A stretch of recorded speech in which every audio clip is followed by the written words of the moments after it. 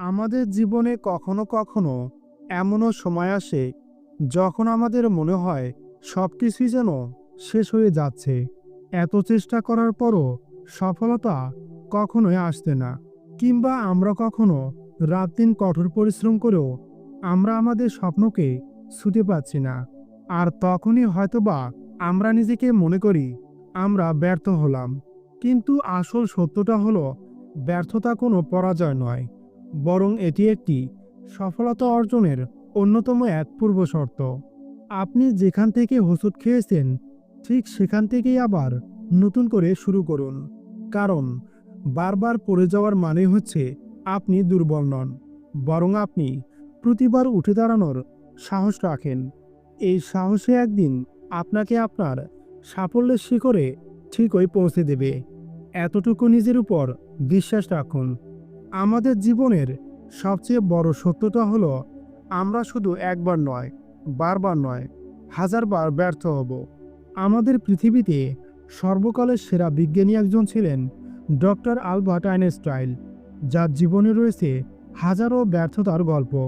তিনি ছোটবেলায় কোনো প্রকার কথা বলতে পারতেন না, এমনকি মাইকেল জর্ডানকেও তাকে তার স্কুলের টিম মেম্বার থেকে বাদ পড়তে হয়েছিল। অন্যদিকে আরও একজন ব্যর্থ মানুষ ছিলেন, যার নাম ছিল স্টিভ জবস। তাকে তার নিজের প্রতিষ্ঠিত কোম্পানি থেকেও বেরিয়ে আসতে হয়েছিল। তারা যদি চাইতেন তখনই হাল ছেড়ে দিতে পারতেন, কিন্তু তারা কখনোই হাল ছেড়ে দেননি, বরং তারা নিজের স্বপ্নকে আঁকড়ে ধরে রেখেছিলেন। তারা সবাই ব্যর্থতাকে গ্রহণ করেছিলেন হাসি মুখে। অন্যদিকে তারাই আবার সেই ব্যর্থতাকে একটি সিঁড়ি হিসাবে নিজেদের জীবনে স্থান দিয়েছেন।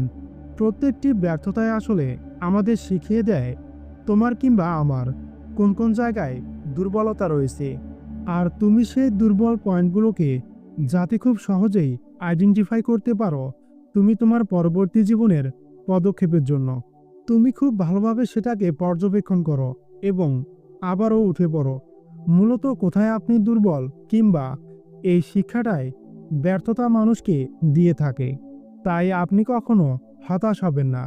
আপনি যেখানে আছেন সেখান থেকেই শুরু করুন। আজ আপনি হয়তো বা ভেঙে পড়েছেন, কিন্তু যদি নিজের উপর বিশ্বাস রাখেন, তাহলে ঠিকই একদিন জ্বলে উঠবেন আগুনের মতো। কারণ একজন সত্যিকারী বিজয়ী কখনো হারে না। সে হয় জিতে যায়, নয়তো সে কিছু শিখে নেয়।